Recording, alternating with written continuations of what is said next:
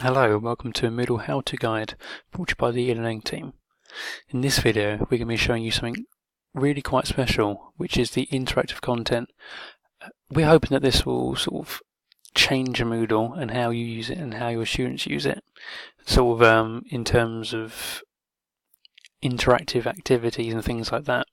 So if I show you an example, this is probably what most Moodle courses and sort of your Moodle course probably looks like as well. So you might have some sort of resources for them to use and maybe a folder with extra resources in. You might have a quiz and an assignment. The thing is, sort of with the quizzes and the assignments, the quizzes in particular, they sort of, say if your student is doing English, they're doing maths, and they're sort of doing a subject area as well, say, I don't know, construction, all of the quizzes are going to look very similar, although they're different sort of questions. It's going to be the same sort of format, and you can't really change too much of them. Which is why we've decided to look into, you can see here on the side, interactive content. If I scroll down here, we've got 3 examples, which I'm going to show you, but there are a whole lot more that you can play with now. This is all available to everyone right now. So there's another sort of link here, I'll show you in a minute. But if I click on drag the words, which is the first thing I'm going to be showing you, all you need to do with this is if you sort of, you can write something in, but for this, what we've done is we copied an article from Wikipedia. So these are all the drag and drops into blue boxes. Because I've already attempted it, they'll all appear over here, basically. As you can see here like this. And you put asterisks around the certain words, sort of in the text you'd want to be the drag and drop. So as you can see here, I'm just going to drag these in here. And this works really quite well on mobile devices as well. So you can see there, I got one of them right. But it's so easy, just retry. You can drag and drop them in. And it works the same way as quizzes, so you can still see your students' scores and you can sort of track that and how they've compared, which is really quite good. So that's one example, something you can do. If I go back on, I've got the kitchen, which is something we made as well. This is a image hotspot. So we've got a PNG image. As you can see here, there's these little purple crosses on there. If I hover over the fridge and click on it, it comes up a little note that we've added. So this could be quite good for sort of areas such as sort of motor vehicles, what's coming to mind right now.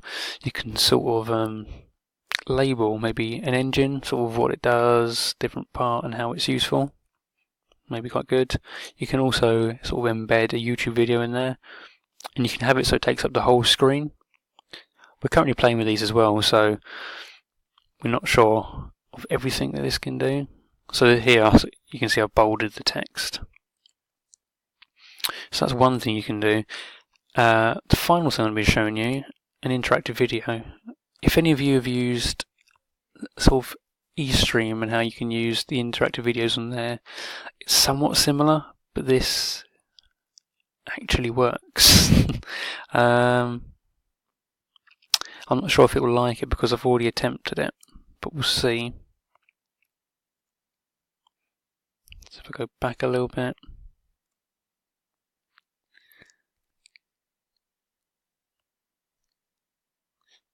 So basically you can quite easily add a question into the video. So it will stop and it will ask you to answer the question before you can continue. So I think what we've created here was relevant to what you just said. What is, and it can, obviously you can mark it as well. It tells you if you're right, and then you can continue once you've answered the question correctly. Can I go back? No. And the video continues. So similarly you can sort of mark what your students have done on that. So that's a couple of examples. So I'm going to show you how you can actually add some of these to your course. So similarly, as you would anything else, turn editing on. Add an activity or resource. Scroll down. So in the activities, interactive content, so it's the H5P. Click on add. It will come up as if you're adding anything else. Or you have to stick your name in, description if you'd like. And then on editor, this is what you want. So anyone with details are ones that we've downloaded and you're free to use, but any of the others you can click on, you can have a look at and